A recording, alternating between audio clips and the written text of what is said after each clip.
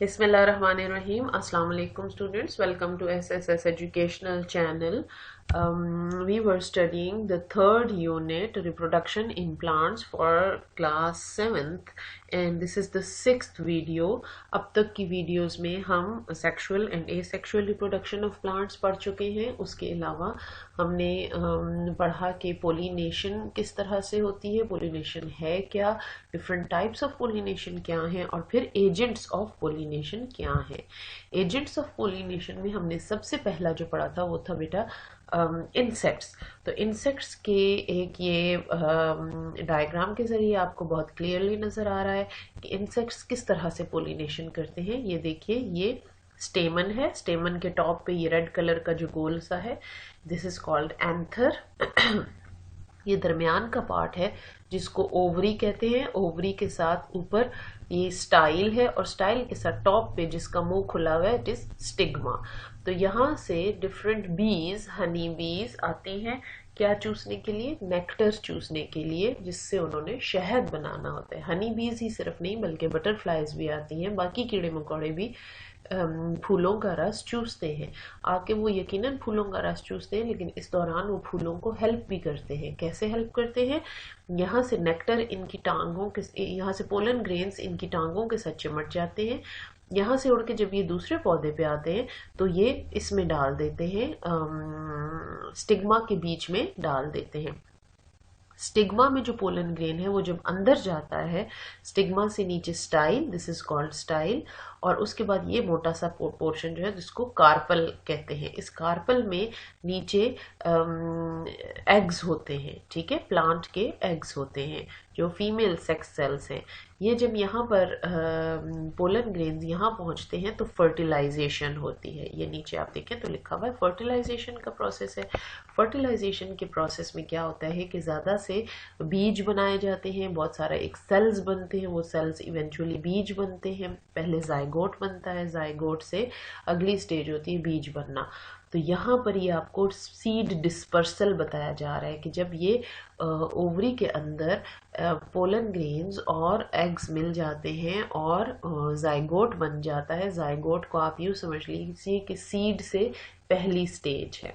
पहले जाइगोट बनता है, जाइगोट डेवलप होकर फिर सीड बनता है, और ये सीड फिर आखिर में मुख्तलिफ जो प्लांट के फ्रूट्स होते हैं वो फट के उनसे सीड्स बाहर गिरते हैं और वो एक नए पौधे बनाते हैं ज़मीन में गिर के, और इस तरह से पौधों की नस्ल चलती रहती है। अभी तक हमने पढ़ा है इंसेक्ट पोलिनेटेड फ्लावर्स। अब हम पढ़ेंगे पोलिनेशन बाय बर्ड्स, कि बर्ड्स के जरिए पोलिनेशन कैसे होती है। तो birds pollinated flowers are usually brightly coloured with large amount. जो बर्ड्स के जरिए पोलिनेशन होती है वो बहुत ब्राइटली कलर्ड फ्लावर्स होते हैं with large amount of nectar, और उनमें नेक्टर भी ज़्यादा होता है, क्योंकि जाहिर है बर्ड्स बहुत थोड़े से नेक्टर के लिए पौधे की तरफ नहीं आएंगी, उनको ज़्यादा, वो चूँकि खुद साइज़ में बड़ी होती है तो उनको ज़्यादा नेक्टर चाहिए। एंड आर ट्यूब शेप्ड, और आमतौर पर वो ट्यूब की शक्ल में होते हैं। The pollen grains are large and they stick to the feathers of birds. Pollen grains बड़े साइज के होते हैं और वो परों के साथ चिमट जाते हैं। एग्जाम्पल्स आर बूटिया एंड मोनाडा, ठीक है। तो बूटिया एंड मोनाडा ये दो बोटानिकल नेम हैं। आमतौर पर इन पौधों के नाम आपने नहीं सुने होंगे, हमारे इलाकों में आमतौर पर नहीं पाए जाते। बहरहाल ये बर्ड्स जो हैं ये नेक्टर चूसने के लिए आती हैं और पोलन ग्रेन्स इनके परों के साथ चिमट जाते हैं और फिर ये दूसरे पौधे तक पहुंचा देती हैं। Pollination by wind. Wind pollinated flowers are not brightly coloured and may have no nectar. हवा के जरिए जिन फूलों की पोलिनेशन होती है उनमें वो ब्राइटली कलर्ड नहीं होते, शायद उनमें कुछ नेक्टर भी ना हो। The pollen grains are very light and are easily blown by wind. उनके पोलन ग्रेन्स बहुत हल्के होते हैं और बहुत आसानी से हवा से इधर उधर उड़ते फिरते हैं। The examples of wind pollinated flowers are grasses, grains and many large trees. इसकी मिसाल क्या है विंड पोलिनेटेड फ्लावर्स की? घास और ये ग्रेन्स से मुराद गंदम, मकई, मुख्तलिफ किस्म के जो दाने वाले अजनास होते हैं, और बहुत बड़े बड़े लार्ज ट्रीज। तो इन सब की पोलिनेशन हवा के जरिए होती है। बेटा ये देखिए, आपको तस्वीर में ये नज़र आ रहा है, हम बचपन में शायद आपने भी अभी भी देखा हो, ये हवा में उड़ते फिरते हैं, छोटा सा सफ़ेद रंग के जैसे जाला सा होता है, इस तरह का होता है, और एक्चुअली वो पोलिनेशन हो रही होती है, वो एक जगह से दूसरी जगह हवा से उड़ के जा रहे होते हैं और किसी और पौधे के साथ लग जाते हैं और फिर पोलिनेशन हो जाती है। Pollination by water. Water pollinated flowers are produced by the plants living in water. Water pollinated flowers कौन से होते हैं? जो कि पानी में ही रहते हैं। आपको पता होगा कि बहुत सारे पौधे ऐसे हैं जो समुंदर के बीच में होते हैं या दरियाओं के बिल्कुल किनारे पे उगते हैं। Pollen grains float in the water and are carried by the water to another flower. Pollen grains जो है वो पानी में तैरते हुए एक फूल से दूसरे फूल तक चले जाते हैं। For example water weed and hydrilla. Water weed पानी की जड़ी, वीड कहते हैं जड़ी बूटियों को, तो पानी की जड़ी बूटियां, और हाइड्रेला, ठीक है। तो इनमें ऐसा होता है कि ये पौधे पानी के बीच में ही उगते हैं और पानी से ही इनके पोलन ग्रेन्स तैरते हुए एक जगह से दूसरे जगह चले जाते हैं। The submerged flowers are pollinated by water. ये देखिए डायग्राम में आपको नजर आ रहा है कि यहाँ पर ये पौधे पानी में ही हैं, पानी में डूबे हुए हैं, और एक पौधे से जो कि इसका मेल प्लांट है उससे पोलन ग्रेन्स दूसरे पौधे तक यानी फीमेल प्लांट तक चले जाते हैं पानी में तैरते हुए। इनको ना हवा की जरूरत है, ना इंसेक्ट्स की, ना बर्ड्स की, बल्कि पानी इनके इर्द गिर्द होता है, तो वो पानी में पोलन ग्रेन्स तैरते हुए दूसरे पौधे तक चले जाते हैं और पोलिनेशन हो जाती है। इसके बाद है जी फर्टिलाइजेशन। फर्टिलाइजेशन क्या है? एक दफा पोलन ग्रेन्स यहाँ फीमेल प्लांट में पहुंच गए, फीमेल प्लांट के रिप्रोडक्टिव पार्ट में पहुंच गए, तो उसके बाद क्या होता है? Fertilisation is the fusion of male and female sex cells to form zygote. Pollen grains male sex cells होते हैं और ओवरी के बीच में, आपको ये बताया कि ओवरी के बीच में हमेशा एग सेल्स होते हैं जो कि फीमेल सेक्स सेल्स हैं। तो यहाँ पर जब स्टिग्मा तक पहुंच जाते हैं पोलन ग्रेन्स, तो स्टिग्मा और फिर नीचे स्टाइल से होते हुए वो ओवरी में चले जाते हैं। ओवरी में जाकर pollen grains female sex sales यानी एग सेल्स के साथ मिल जाते हैं और जाइगोट बना देते हैं, ठीक है। The pollen grains produces a pollen tube after falling on the stigma. The pollen tube grows into the style of the carpal and reaches the ovule which contains an egg. यहाँ पर क्या होता है कि जब पोलन ग्रेन्स ऊपर होते हैं तो वो यहाँ से बाज दफा एक ट्यूब सी बनाते हैं। ये देखिए, ये पोलन ग्रेन यहाँ पे गिरा और इसने ये पोलन ट्यूब अपने लिए बनानी शुरू कर दी। इस पोलन ट्यूब के जरिए पोलन ग्रेन्स नीचे पहुंच जाते हैं और नीचे होता है एग सेल। ये जो पतला पार्ट है इसको हम स्टाइल कहते हैं। तो इस स्टाइल के अंदर एक और पतली सी ट्यूब बनाते हैं पोलन ग्रेन्स और उनके जरिए नीचे जाते हैं। जब वो नीचे पहुंच जाते हैं तो नीचे एग सेल्स होते हैं।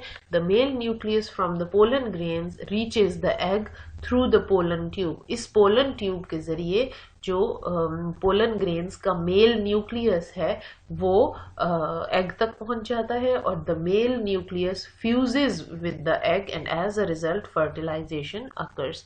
The male nucleus fuses with the egg. जो मेल न्यूक्लियस है वो अंडे के साथ जो एग है जो कि फीमेल सेक्स सेल है उसके साथ मिल जाता है और फिर फर्टिलाइजेशन हो जाती है और जाइगोट बन जाता है। ये जाइगोट ही होता है जो आगे चल के सीड बनाता है।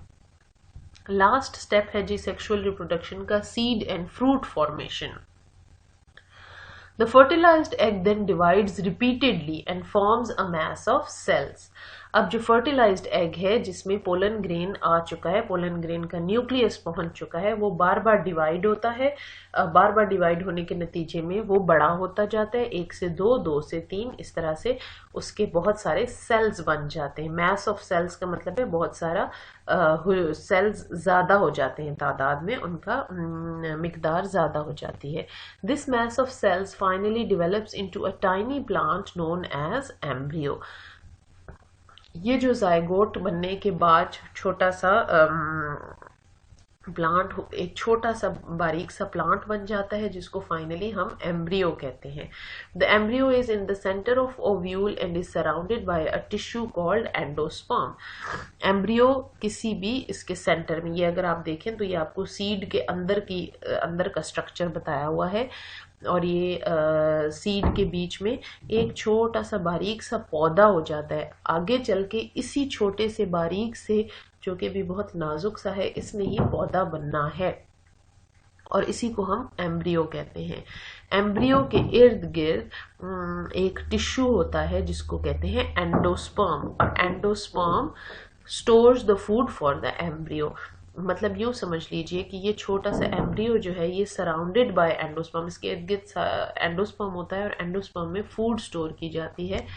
अल्लाह की तरफ से ये निज़ाम ऐसा है कि ये फूड इसलिए स्टोर की जाती है कि पौधे का जो बीज है उसमें जो प्लांट छोटा सा एम्ब्रियो है उसको वहां से खुराक मिल सके और वो बगैर खुराक के मर ना जाए या मुरझा ना जाए। The embryo and the endosperm are surrounded by a tough protective layer known as testa। अब अगर आपने देखा हो तो बीज हमेशा थोड़ा सा सख्त होता है, तो अल्लाह की तरफ से ये बंदोबस्त उसकी हिफाजत का है कि बीज के जो एंडोस्पर्म है वो नरम हिस्सा होता है, लेकिन उसके इर्द गिर्द एक सख्त खोल होता है, ठीक है। और वो सख्त खोल किस लिए होता है कि प्रोटेक्शन की जाए एम्ब्रियो की भी और एंडोस्पर्म की भी। एम्ब्रियो क्या है? मुस्तकबिल का छोटा सा पौधा।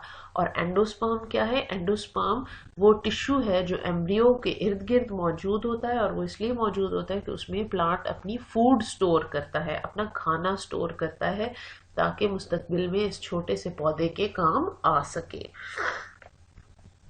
टेस्टा, endosperm and embryo are collectively called the seed.